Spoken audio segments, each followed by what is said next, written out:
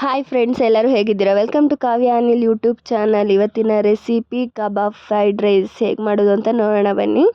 ಮೊದಲಿಗೆ ಮೆಣಸಿನ್ಕಾಯಿ ಎಲ್ಲ ಸಣ್ಣದಾಗಿ ಕಟ್ ಮಾಡ್ಕೊಂಡು ಇಟ್ಕೊಳ್ಳೋಣ. ಅದಕ್ಕೆ 4ರಿಂದ 5 ಈರುಳ್ಳಿನ ಉದ್ದುದ್ದ ಕಟ್ ಮಾಡ್ಕೊಂಡು ಇಟ್ಕೊಳ್ಳೋಣ.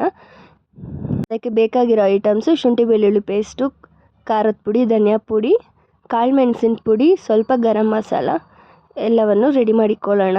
ಇವಾಗ ಕೋಳಿ ಮೊಟ್ಟೆನೆಲ್ಲ ಒಡೆದು ಒಂದು ಬೌಲಿಗೆ ಹಾಕಿ ಇಟ್ಕೊಂಡಿದ್ದೀನಿ. ಕಬಾಬು ಇವಾಗ ಹೇಗೆ ಮಾಡೋದು ಅಂತ ನೋಡೋಣ ಬನ್ನಿ. ಬಾಣಲಿಗೆ ಎಣ್ಣೆ ಹಾಕಿ ಅದಕ್ಕೆ ಮೆಣಸಿನ್ಕಾಯಿ, ಈರುಳ್ಳಿ ಎಲ್ಲವನ್ನು ಹಾಕ್ಕೊಂಡು ಫ್ರೈ ಮಾಡ್ಕೊಳ್ಳೋಣ.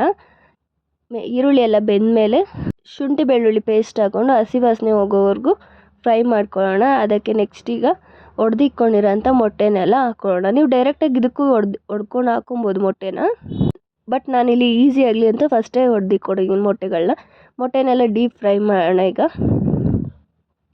ಕಬಾಬ್ನೆಲ್ಲ ಸಣ್ಣ ಸಣ್ಣ ಪೀಸ್ ಮಾಡಿ ಹಾಕ್ಕೊಳ್ಳೋಣ.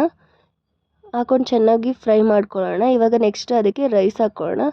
ಸ್ವಲ್ಪ ಉಪ್ಪು ಹಾಕ್ಕೊಂಡು ರೈಸ್ ಹಾಕ್ಕೊಳ್ಳೋಣ. ಈಗ ರೈಸ್ ನಿಮಗೆ ಎಷ್ಟು ಬೇಕು ಅಷ್ಟು ಹಾಕ್ಕೊಬೋದು. ನಾನಿಲ್ಲಿ ತೋರಿಸ್ತಾ ಇರೋಂಥ ಕ್ವಾಂಟಿಟಿ 3 to 4 ಮೆಂಬರ್ಸು ಊಟ ಮಾಡ್ಬೋದು. ನೆಕ್ಸ್ಟ್ ಇದಕ್ಕೀಗ ಖಾರ ಪುಡಿ, ಧನಿಯಾ ಪುಡಿ, ಕಾಳು ಮೆಣಸು ಪುಡಿ, ಸ್ವಲ್ಪ ಗರಂ ಮಸಾಲ ಎಲ್ಲವನ್ನು ಹಾಕ್ಕೊಂಡು ನೀಟಾಗಿ ರೋಸ್ಟ್ ಮಾಡ್ಕೊಳ್ಳೋಣ. ಎಲ್ಲವನ್ನು ರೋಸ್ಟ್ ಮಾಡಿಕೊಂಡ್ರೆ kebab fried rice ready to taste. ತುಂಬಾ ಚೆನ್ನಾಗಿತ್ತು. ಟೇಸ್ಟ್ ಮಾತ್ರ ಸಕ್ಕತ್ತಾಗಿತ್ತು. ನೀವು ಒಂದ್ಸರಿ ಟ್ರೈ ಮಾಡಿ, ನಿಮ್ಮ ಫ್ಯಾಮಿಲಿ ಮೆಂಬರ್ಸ್ಗೂ ಮಾಡಿಕೊಡಿ. ತುಂಬಾ ಚೆನ್ನಾಗಿದೆ ಅಂತ ಹೇಳ್ತಾರೆ ಎಲ್ಲರೂ. ನಮ್ಮ ಚಾನಲ್ಗೆ ಈ ರೀತಿನೇ ಸಪೋರ್ಟ್ ಮಾಡಿ. Thank you for watching. Like ಮಾಡಿ, ಶೇರ್ ಮಾಡಿ, ಸಬ್ಸ್ಕ್ರೈಬ್ ಮಾಡಿ. ಸೂಪರ್ ಆಗಿರೋಂಥ ಕಬಾಬ್ ಫ್ರೈಡ್ ರೈಸ್ ಮಾಡ್ಕೊಂಡು